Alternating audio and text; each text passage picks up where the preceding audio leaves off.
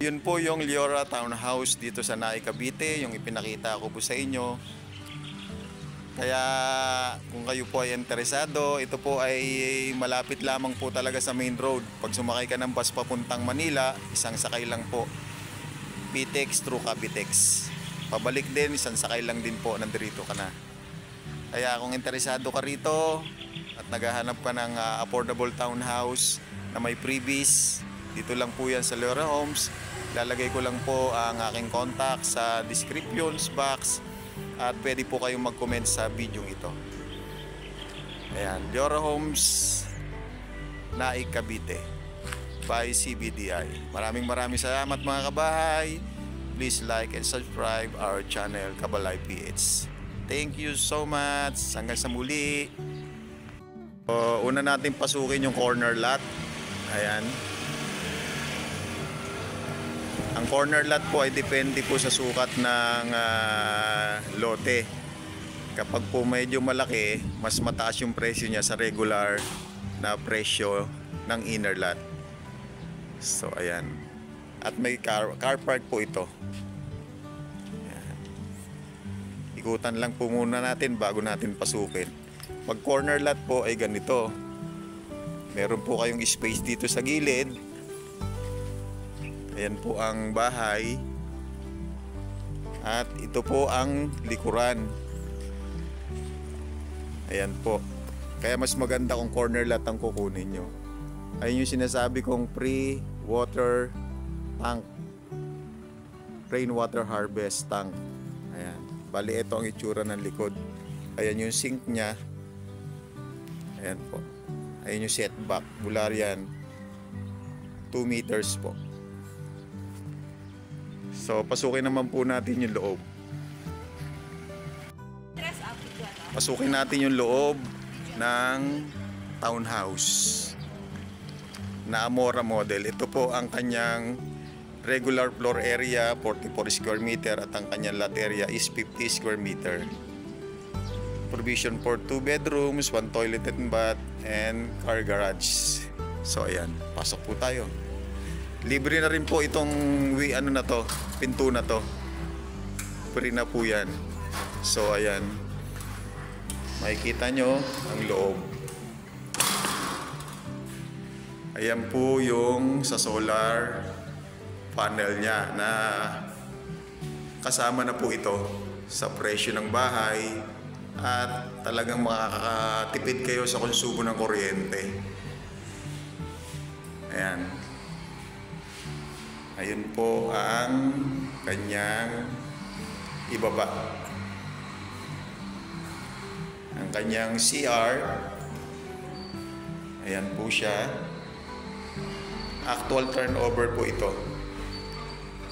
Itong window grills na to, free na po yan. Ang pinto. Ayan po ang kanyang sink. Ayan ang setback niya. Free na po itong pinto na to na aluminum. Ayan. Tapos,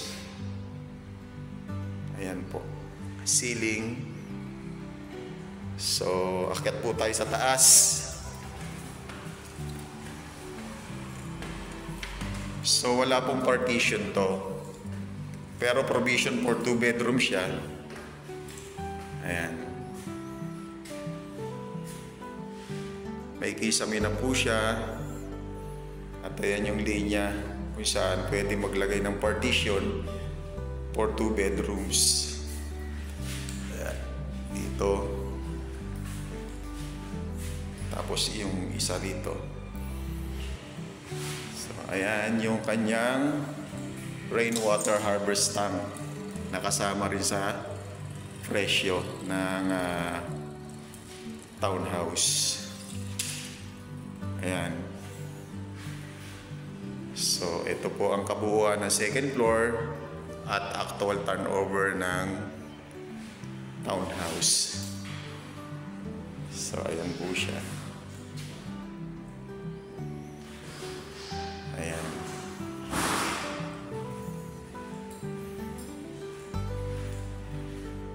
Yan po ang second floor.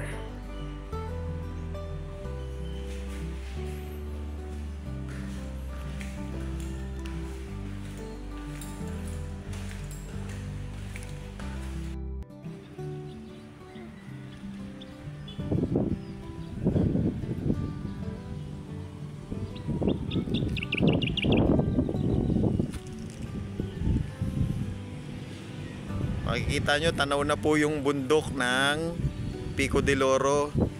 Yan po ay sa boundary ng Ternate, Cavite at ng Nasugbu, Batangas, yung bundok na yon. At ayun po yung mga naumpisahan ng mga bahay nasa dulo. At nakikita nyo po yung kalsada, napakalawak po ng kalsada niya. At ayan pa po yung ongoing development ng lupa rito.